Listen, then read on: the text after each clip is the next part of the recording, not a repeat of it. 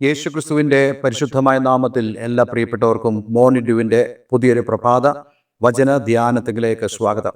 കഴിഞ്ഞ ദിവസങ്ങളിലൊക്കെ നമുക്ക് വളരെ അനുഗ്രഹിക്കപ്പെട്ട ആത്മീക വചന ചിന്തയിലൂടെ കടന്നു പോകാൻ തക്കോണം ദൈവം നമ്മെ സഹായിച്ചല്ലോ.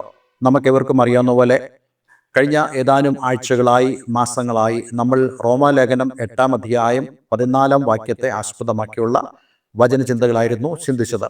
8-ാം അധ്യായം 14-ന് ശേഷമുള്ള ധാരാളം വാക്യങ്ങൾ വായിക്കാനും ദൈവം നമ്മെക്കുറിച്ച് ആഗ്രഹിക്കുന്നതായ ദൈവത്തിൻ്റെ ഹിതം, ദൈവത്തിൻ്റെ ഇഷ്ടം എങ്ങനെയാണ് ദൈവത്തിൻ്റെ ആത്മാവിനാൽ അത് നടപ്പിലാക്കുവാൻ ദൈവം പരിശ്രമിക്കുന്നത് എന്നുള്ള വിഷയങ്ങൾ നമുക്ക് വളരെ വ്യക്തമായി മനസ്സിലാക്കുവാൻ ഇടയായി തീർന്നല്ലോ.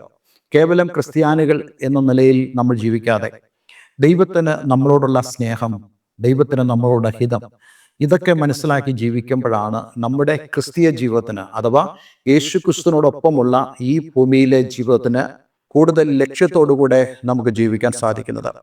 ഞാൻ ഇന്നു മുതൽ ഒരു പുതിയ ദൈവവചന ചിന്തയിലേക്കാണ് നിങ്ങളെ നയിക്കുവാൻ ആഗ്രഹിക്കുന്നത്. പ്രത്യേകം നിങ്ങൾക്കെല്ലാവർക്കും അറിയാവുന്ന ഒരു കാര്യമാണല്ലോ, ഞാൻ അധികമായിട്ട് പഴയ നിയമ പുസ്തകങ്ങളിൽ നിന്നും ഇതുവരെ നിങ്ങളുമായി വചനങ്ങൾ പങ്കിട്ടിട്ടില്ല. എന്നാൽ പുതിയ നിയമത്തെ കൂടുതൽ ഫോക്കസ് ചെയ്തുകൊണ്ട് കർത്താവ് യേശുക്രിസ്തുവിലൂടെയുള്ള നമ്മുടെ രക്ഷയെക്കുറിച്ചും നമ്മുടെ ജീവിതത്തെക്കുറിച്ചുമാണ് ഞാൻ കൂടുതൽ നിങ്ങളുമായി സംസാരിച്ചിട്ടുള്ളത്.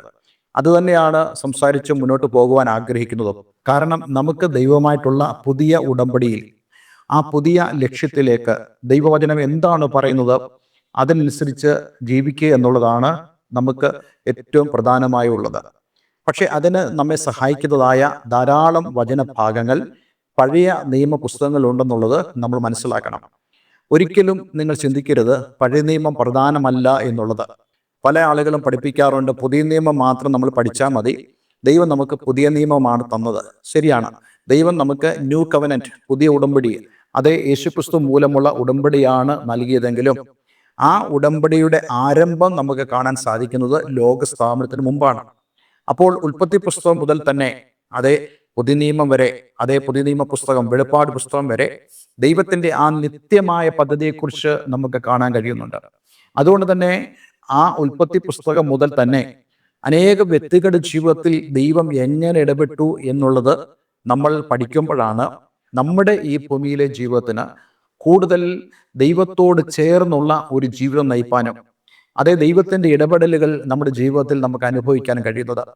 അങ്ങനെയുള്ള കാര്യങ്ങൾ സംസാരിക്കുമ്പോൾ ഞാൻ ചിന്തിച്ചു, ആരെക്കുറിച്ച് വേണം ഞാൻ സംസാരിക്കുവാൻ? മറ്റൊന്നും ആലോചിക്കേണ്ട വന്നില്ല.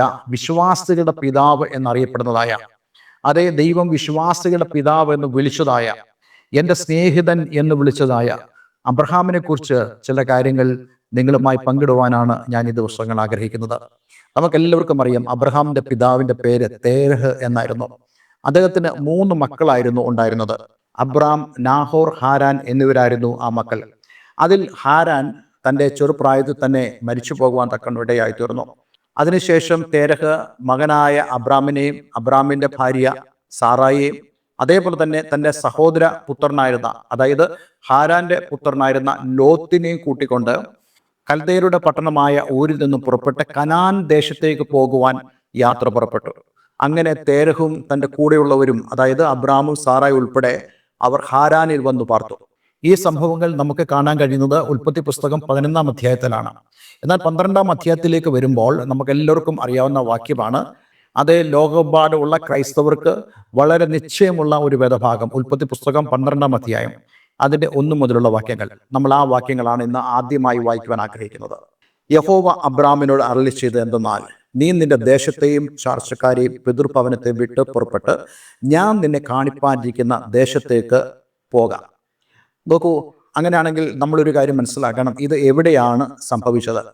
ദൈവം ഈ പറഞ്ഞതിനെക്കുറിച്ച് വിശുദ്ധ ബൈബിളിൽ മറ്റേതെങ്കിലും പരാമർശങ്ങളുണ്ടോ? തീർച്ചയായിട്ടും ഉണ്ട്. നമ്മൾ അപ്പോസ്തല പ്രവൃത്തിയുടെ പുസ്തകത്തിലേക്ക് കടന്നു വരുമ്പോൾ ആ വാക്യത്തിലേക്ക് ഞാൻ നിങ്ങളെ കൊണ്ടുപോകുന്നു. 7-ാം അധ്യായം അതിൻ്റെ 2 മുതൽ 4 വരെ. അവിടെ നമുക്ക് കാണാൻ സാധിക്കുന്നത്, ആദിമ സഭയുടെ ഒരു പ്രധാനപ്പെട്ട സുവിശേഷകനായിരുന്ന, അതേ രക്തസാക്ഷിയായി തീർന്ന സ്തെഫാനോസ് തന്നെ വിസ്തരിക്കാൻ കൊണ്ടുപോയ ആളുകളുടെ മുമ്പാകെ നടത്തിയതായ ഒരു പ്രസംഗത്തിൽ അബ്രഹാമിനെ കുറിച്ചുള്ള വളരെ പ്രധാനപ്പെട്ട കാര്യങ്ങൾ സ്തെഫാനോസ് പറയുന്നുണ്ട്. ആ ഭാഗവും നമ്മൾ വായിച്ചതായ ഉൽപ്പത്തി പുസ്തകം 12-ാം അധ്യായം അതിൻ്റെ 1-ാം വാക്യം നമ്മൾ ബന്ധിപ്പിച്ചുള്ള ഒരു ചിന്തയാണ് ഇന്നും നമ്മൾ ചിന്തിക്കുന്നത്. സഹോദരന്മാരും പിതാക്കന്മാരുമായ പുരുഷന്മാരെ കേൾപ്പീൻ. നമ്മുടെ പിതാവായ അബ്രഹാം ഹാരാനിൽ വന്ന് പാർക്കും മുമ്പേ മെസ്സപ്പൊത്താമ്യയിലിരിക്കുമ്പോൾ തന്നെ തേജോമയനായ ദൈവം അവന് പ്രത്യക്ഷനായി. നിന്റെ ദേശത്തെയും നിന്റെ ചാർച്ചക്കാരും വിട്ട് ഞാൻ നിനക്ക് കാണിച്ചു തരുന്ന ദേശത്തിലേക്ക് ചെല്ലുക എന്ന് പറഞ്ഞു. അങ്ങനെ അവൻ കൽദേരുടെ ദേശം വിട്ട്, അതായത് ഊര് വിട്ട് ഹാരാനിൽ വന്നു പാർത്തു. അവിടെ വെച്ച് 4-ാം വാക്യത്തിൽ അവന്റെ അപ്പൻ മരിച്ച ശേഷം ദൈവം അവനെ ഇവിടെ നിന്ന് നിങ്ങൾ ഇപ്പോൾ പാർക്കുന്ന ഈ ദേശത്തിൽ കൊണ്ടുവന്ന് പാർപ്പിച്ചു എന്ന് പറഞ്ഞു. ഉൽപ്പത്തി പുസ്തകത്തിൽ നമ്മൾ വായിക്കുമ്പോൾ ദൈവം ഹാരാനിൽ വെച്ച് അബ്രാമിനോട് സംസാരിച്ചു എന്നുള്ളതാണ്. എന്നാൽ സ്തെഫാനോസ് പറയുമ്പോൾ താൻ പറയുന്നു മെസ്സപ്പൊത്താമ്യയിൽ ഇരിക്കുമ്പോൾ. നല്ല ഡിസ്റ്റൻസ് ഹാരാനും മെസ്സപ്പൊത്താമ്യയും തമ്മിലുണ്ട്. അപ്പോൾ അങ്ങനെയാണെങ്കിൽ യഹൂദന്മാരുടെ പാരമ്പര്യം അനുസരിച്ചോ അല്ലെങ്കിൽ സ്തെഫാനോസിന് ലഭിച്ചതായ അറിവ് നിമിത്തമോ അത് ശരിയായൊരു അറിവാണെന്ന് ഞാൻ വിശ്വസിക്കുന്നു. മെസ്സപ്പൊത്താമ്യയിൽ ഇരിക്കുമ്പോൾ ദൈവം അവനോട് ഇതേ കാര്യം തന്നെ സംസാരിച്ചിരുന്നു. അപ്പോൾ എന്താണ് സംസാരിച്ചത്? വളരെ പ്രധാനപ്പെട്ട ഒരു കാര്യം. അതായത് അബ്രഹാമിനെ ദൈവം വിളിക്കുന്നതായ വിളി, അതേപോലെ തന്നെ ആ വിളിയോടുകൂടെ ദൈവം അവന് കൊടുക്കുന്നതായ പ്രോമിസസ്, വാഗ്ദത്തം എന്നുള്ളത്. നമ്മളൊരു കാര്യം മനസ്സിലാക്കണം. ദൈവത്തിന്റെ വിളി, ആ വിളിക്കകത്ത് ദൈവം നമുക്ക് വാഗ്ദത്തങ്ങൾ നൽകുന്നുണ്ട്. അത് നമ്മൾ ആരും മറന്നു പോകരുത്. നമ്മെ ശൂന്യരാക്കാനോ നമ്മെ ഇല്ലാതാക്കാനല്ല ദൈവം നമ്മെ വിളിക്കുന്നത്. ഒരുപക്ഷെ നിങ്ങൾ ചിന്തിക്കുന്നുണ്ടാകും, ദൈവം എന്തിനാണ് എന്നെ വിളിക്കുന്നത്? ഞാൻ നിങ്ങളോട് പറയട്ടെ, ദൈവം നിങ്ങളെ വിളിക്കുന്നത് നിങ്ങൾ നശിക്കാനല്ല. അതെ, യേശുക്രിസ്തു തന്റെ ശിഷ്യന്മാരുമായി പടകിൽ അക്കരയ്ക്ക് പോകുമ്പോൾ വലിയ കാറ്റും കോളും തിരമാലകളും എല്ലാം ആ പടകിലേക്ക് ആഞ്ഞു വീശി ആ പടക് മുങ്ങുവാൻ തുടങ്ങുമ്പോൾ ശിഷ്യന്മാർ അതേ യേശുവിനോട് നിലവിളിച്ചു പറഞ്ഞു, നാഥ നാഥ, ഞങ്ങൾ നശിച്ചു പോകുന്നതിൽ നിനക്ക് വിചാരമില്ലയോ? നോക്കൂ, യേശുക്രിസ്തുവാണ് അവരെ നയിക്കുന്നെങ്കിൽ പിന്നെ അവരെന്തിനാണ് ഞങ്ങൾ നശിച്ചു പോകുന്നു എന്നുള്ള ചിന്ത അവരിലേക്ക് കടന്നു വരുന്നത്? നമ്മുടെയൊക്കെ ജീവിതത്തിലും അത് കടന്നു വരാം. നമ്മുടെ ജീവിതത്തിലെ അൺബിലീഫ്, നമ്മുടെ അവിശ്വാസം പലപ്പോഴും നമ്മൾ നശിച്ചു പോകുന്നു, തകർന്നു പോകുന്നു, ഉടഞ്ഞു പോകുന്നു എന്നുള്ള ഒരു ചിന്തയിലേക്ക് നമ്മൾ കടന്നു വരാറുണ്ട്. പക്ഷെ ഞാൻ നിങ്ങളോട് പറയട്ടെ, ദൈവം നിങ്ങളെ വിളിച്ചത് കേവലം ഒരു വിളിയല്ല. ആ വിളിയോടുകൂടെ ദൈവം നിങ്ങളെ ആക്കി തീർക്കുന്നതായ, ദൈവം നിങ്ങളെ അനുഗ്രഹിക്കുന്നതായ ആ വാഗ്ദത്തങ്ങളോടുകൂടിയാണ് ദൈവം നിങ്ങളെ വിളിച്ചതെന്ന് നിങ്ങൾ മറന്നു പോകരുത്. ഇന്ന് ഒരുപക്ഷെ നിങ്ങളുടെ മനസ്സ് അസ്വസ്ഥമായി നിൽക്കുന്ന ഒരു സമയമായിരിക്കാം. പക്ഷെ ഞാൻ നിങ്ങളോട് പറയട്ടെ, ദൈവത്തിന്റെ വാഗ്ദത്തങ്ങളെക്കുറിച്ച് നിങ്ങൾ ഒരു അറിവ് പ്രാപിക്കണം. ദൈവത്തിന്റെ വിളിയെക്കുറിച്ചുള്ള ഉറപ്പ് പ്രാപിച്ചവരായ ഏതൊരു വ്യക്തിയും ദൈവം നിങ്ങൾക്ക് നൽകുന്നതായ വാഗ്ദത്തങ്ങളെക്കുറിച്ച് ബോധമുള്ളവരായിരിക്കണം. അതേ, അബ്രഹാമിനെ ദൈവം കേവലം വിളിക്കുക മാത്രമല്ല, ദൈവം അവന് വാഗ്ദത്തങ്ങൾ നൽകിയുണ്ടായി. അപ്പോൾ അങ്ങനെയാണെങ്കിൽ ഈ 2 വാക്യങ്ങളുടെ പശ്ചാത്തലത്തിൽ, അതായത് ഉൽപ്പത്തി പുസ്തകം 12-ാം അധ്യായത്തിന്റെയും അതേപോലെ തന്നെ അപ്പോസ്തല പ്രവൃത്തി 7-ാം അധ്യായം അതിന്റെ 2 മുതൽ 4 വരെയുള്ള വാക്യത്തിന്റെ പശ്ചാത്തലത്തിൽ നമുക്ക് ഒരു നിഗമനത്തിലേക്ക് എത്തുവാൻ സാധിക്കും. അബ്രഹാമിനെ ദൈവം 2 പ്രാവശ്യം വിളിച്ചു. 2 പ്രാവശ്യം. അതായത് മെസ്സൊപ്പൊത്താമ്യയിൽ നിന്ന് താൻ ഹാരാനിലേക്ക് പോകുന്നതിന് മുമ്പായിട്ട് ദൈവം അബ്രഹാമിനോട് ഇതേ വിളി തന്നെ ചെയ്തു എന്നുള്ളതാണ് നമുക്ക് ഈ വാക്യത്തിൽ നിന്ന് മനസ്സിലാക്കുന്നത്.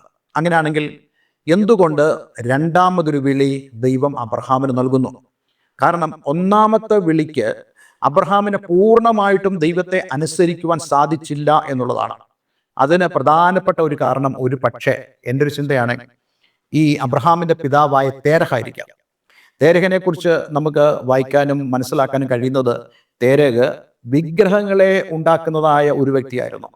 അതായത് അന്നത്തെ പ്രാചീന മതങ്ങൾ ആവശ്യപ്പെടുന്നതായ വിഗ്രഹങ്ങളെ ഉണ്ടാക്കി അവർക്ക് വിൽക്കുന്ന ഒരു തൊഴിലായിരുന്നു ഈ തേരഹിന്റെ ജോലി എന്ന് പറയുന്നത്. അതൊരിക്കലും ദൈവം ഇഷ്ടപ്പെടുന്ന ഒരു കാര്യമല്ല. അപ്പോൾ അങ്ങനെയുള്ള ഒരു കുടുംബത്തിൽ നിന്നുമാണ് ദൈവം അബ്രഹാമിനെ വിളിക്കുന്നതെങ്കിൽ തീർച്ചയായിട്ടും തേരഹിന്റെ സാന്നിധ്യം അബ്രഹാമിന് ദൈവത്തിന്റെ വിളിയെ പൂർണ്ണമായും അനുസരിക്കാൻ കഴിയാത്ത ഒരു അനുഭവത്തിലേക്ക് കൊണ്ടുവന്നു. ഒരുപക്ഷെ അതുകൊണ്ട് തന്നെയാകാം ദൈവം എന്നോട് പറഞ്ഞത്, നീ നിന്റെ പിതൃഭവനത്തെയും ചാർച്ചക്കാരെയും വിട്ട് ഞാൻ നിന്നെ കാണിപ്പാനിരിക്കുന്ന ദേശത്തേക്ക് പോക എന്ന് പറയുന്നത്. അങ്ങനെയാണെങ്കിൽ തൻ്റെ ജീവിതത്തിൽ താൻ ദൈവത്തെ പൂർണ്ണമായി അനുസരിക്കുന്നതിൽ വളരെയധികം തടസ്സമായി നിന്ന ഒരു വ്യക്തി അവന്റെ പിതാവായിരിക്കാം. ഒരുപക്ഷെ അപ്പോസ്തലനായ പൗലോസ് സൂചിപ്പിക്കുന്ന പോലെ 2 ഞരങ്ങുന്നത് പോലെയുള്ള ഒരു അനുഭവം അബ്രഹാമിനുണ്ടായി കാണും. എന്നാൽ ദൈവം അബ്രഹാം പൂർണ്ണമായിട്ടും തന്നെ അനുസരിക്കുന്നില്ല എന്ന് കണ്ടിട്ട് പോലും അബ്രഹാമിനെ ദൈവം കൈവിടുവാൻ ഒരുങ്ങുന്നില്ല. കാരണം അബ്രഹാമിന്റെ ഹൃദയം ദൈവത്തിനറിയാം. നമ്മുടെ ജീവിതത്തിൽ പ്രശ്നങ്ങളുണ്ട്, തടസ്സങ്ങളുണ്ട്, ദൈവത്തെ അനുഗമിക്കുന്നതിൽ ധാരാളം പ്രശ്നങ്ങളുണ്ട് എന്ന് വരികിലും നമ്മുടെ ചിന്തകളോ നമ്മുടെ ഏകാഗ്രതയോ നാം ദൈവസന്നിധിയിൽ നിന്ന് മാറ്റിക്കളയരുത്. മറിച്ച് പൂർണ്ണമായിട്ടും ദൈവഹിതം ചെയ്യുവാൻ, അതിന് സമർപ്പിക്കുവാൻ, അതിന് അനുസരണമുള്ളവരായിരിക്കുവാൻ വളരെയധികം ഏകാഗ്രതയോടുകൂടെ നാം ഇരുന്നാൽ തീർച്ചയായിട്ടും ദൈവത്തിന് നമ്മെ മാനിക്കുവാൻ സാധിക്കും. ദൈവത്തിന് നമ്മെ സഹായിപ്പാൻ കഴിയും. അതെ, ഹാരാനിൽ വെച്ച് തൻ്റെ പിതാവായ തേരഹ് മരിച്ചു കഴിഞ്ഞപ്പോൾ ദൈവം വീണ്ടും അബ്രഹാമിനോട് സംസാരിക്കുന്നു. അതാണ് ഉൽപ്പത്തി പുസ്തകം 12-ാം അധ്യായം 1-ാം വാക്യത്തിൽ നമ്മൾ വായിക്കുന്നത്. യഹോവ അബ്രഹാമിനോട് അരുളി ചെയ്തത് എന്തെന്നാൽ, നീ നിന്റെ ദേശത്തെയും ചാർച്ചക്കാരെയും പിതൃഭവനത്തെയും വിട്ട് പുറപ്പെട്ട് ഞാൻ നിന്നെ കാണിപ്പാനിരിക്കുന്ന ദേശത്തേക്ക് പോകാം. കാണിപ്പാനിരിക്കുന്ന ദേശം എന്ന് പറയുമ്പോൾ താൻ കൊടുക്കുന്നതായ ദേശത്തിലേക്ക് പോക എന്ന് ദൈവം അബ്രഹാമിനോട് പറയുകയാണ്. അതുകൊണ്ട് എന്നെ കേൾക്കുന്ന പ്രിയമുള്ളവരെ, ദൈവത്തോടുള്ള നിങ്ങളുടെ അനുസരണം അതിൻ്റെ പൂർണ്ണമായ അളവിലേക്ക് നിങ്ങൾക്ക് ചെയ്യാൻ കഴിയാതെ അതേ വല്ലാത്ത ഒരു അവസ്ഥയിൽ നിങ്ങളായിരിക്കുന്നെങ്കിൽ ഈ ഒരു ദൈവവചന ഭാഗം നിങ്ങളെ തീർച്ചയായിട്ടും സഹായിക്കും. എന്തെന്നാൽ ദൈവത്തോടുള്ള സ്നേഹമോ ദൈവത്തോടുള്ള ആ സമർപ്പണമോ നിങ്ങൾ കൈവിടാതെ അതെ നിങ്ങൾ ഉറച്ചു നിന്നാൽ, ദൈവത്തിന് വേണ്ടി നിങ്ങൾ ഉത്സാഹിച്ചു നിന്നാൽ ദൈവം നിങ്ങളുടെ അവസ്ഥകളെ രൂപാന്തരപ്പെടുത്തുവാൻ ഇടയാക്കി തീർക്കും. അതെ, ഇന്ന് നമുക്ക് നമ്മെ തന്നെ ദൈവങ്ങളിലേക്ക് സമർപ്പിക്കാം.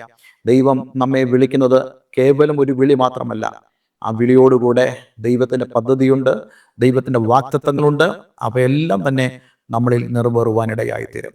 ഞാൻ നിങ്ങളോട് പറയട്ടെ, ഈ ഒരു സന്ദർഭത്തിൽ മാത്രമല്ല ദൈവം അബ്രഹാമിനെ കാണുന്നത്. അതേ, ദൈവവചനത്തിൽ നമ്മൾ വായിക്കുന്ന പോലെ ലോകസ്ഥാപനത്തിന് മുമ്പ് ദൈവം അബ്രഹാമിനെ കണ്ടിരുന്നു. അതേ, നമ്മെ ദൈവം കണ്ടതുപോലെ തന്നെ അബ്രഹാമിനും ദൈവം കണ്ടിരുന്നു. അബ്രഹാമിന്റെ വിളിയെക്കുറിച്ചുള്ള ആ ഒരു ഫോർനോളജ് ദൈവത്തിനുണ്ടായിരുന്നു. നമ്മളെക്കുറിച്ചും ദൈവത്തിന് ഒരു വലിയ ഫോർനോളജ് ഉണ്ട്. എന്നെ നന്നായി അറിയാവുന്ന ഒരു ദൈവത്തിന്റെ മുമ്പാകെയാണ് ഞാൻ ആയിരിക്കുന്നത്. അതുകൊണ്ട് നമുക്ക് നമ്മെ തന്നെ ദൈവങ്ങളിലേക്ക് സമർപ്പിക്കാം. ഒരു നിമിഷം നമുക്ക് പ്രാർത്ഥിക്കാം. സ്വർഗീയപിതാവേ എന്ന് ഞങ്ങളെ കൽപ്പിച്ച വളരെ മനോഹരമായ സന്ദേശത്തിനായി സ്തോത്രം. ഈ വചനം കേട്ട ഏവരെയും ഞാൻ യേശുവിൻ്റെ നാമത്തിൽ അനുഗ്രഹിക്കുന്നു. കർത്താവെ, അബ്രഹാമിനെ പോലെ ഞങ്ങളുടെ ജീവിതത്തിൽ പലപ്പോഴും ഞങ്ങളുടെ ജീവിത സാഹചര്യങ്ങൾ പൂർണ്ണമായും അങ്ങേ അനുസരിപ്പാൻ കഴിയാത്തതായ അനുഭവത്തിലായിരിക്കുമ്പോഴും അതിൽ ദൈവസന്നിധിയിൽ വളരെയധികം അനുതാപമുള്ളവരായി കർത്താവിൻ്റെ മുഖത്തെ ഞങ്ങൾ അന്വേഷിക്കുവാനും ദൈവമഹത്വം ഞങ്ങളുടെ ജീവിതത്തിൽ പ്രാപിപ്പാനും അങ്ങ് ഞങ്ങളെ സഹായിക്കണമെന്ന് പ്രാർത്ഥിക്കുന്നു. അതേ, അബ്രഹാമിൻ്റെ ജീവിതത്തിലൂടെ ദൈവത്തോടുള്ള ഞങ്ങളുടെ സമർപ്പണം എപ്രകാരമായിരിക്കണം എന്നുള്ളത് തിരിച്ചറിയുവാൻ തക്കവണ്ണം ഞങ്ങളെ സഹായിച്ചതിനായി സ്തോത്രം. ഈ വചനം കേൾക്കുന്ന ഏവരെയും ഞാൻ യേശുവിൻ്റെ നാമത്തിൽ അനുഗ്രഹിക്കുന്നു. പ്രാർത്ഥന കേട്ടതിനാൽ നന്ദി. യേശു ക്രിസ്തുവിൻ നാമത്തിൽ തന്നെ. ആമേൻ, ആമേൻ. ഇന്നത്തെ വചനധ്യാനം നിങ്ങളുടെ ജീവിതത്തിൽ വളരെ അനുഗ്രഹപ്രദമായി തീർന്നു എന്ന് ഞാൻ വിശ്വസിക്കുന്നു. ദയവായി ഈ സ്ക്രീനിൽ കാണുന്ന ഫോൺ നമ്പറുകളിൽ എന്നെ വിളിക്കുക. നിങ്ങളുടെ പ്രാർത്ഥന വിഷയങ്ങളെ ദയവായി ഞങ്ങളെ അറിയിക്കുക. ആത്മീയമായ കൂട്ടായ്മയ്ക്ക് നിങ്ങൾക്ക് ആഗ്രഹമുണ്ടെങ്കിൽ അതിനും ഞങ്ങളെ കോൺടാക്ട് ചെയ്യാവുന്നതാണ്. എല്ലാവരും ദൈവം അനുഗ്രഹിക്കട്ടെ. Have A nice day. God bless you all.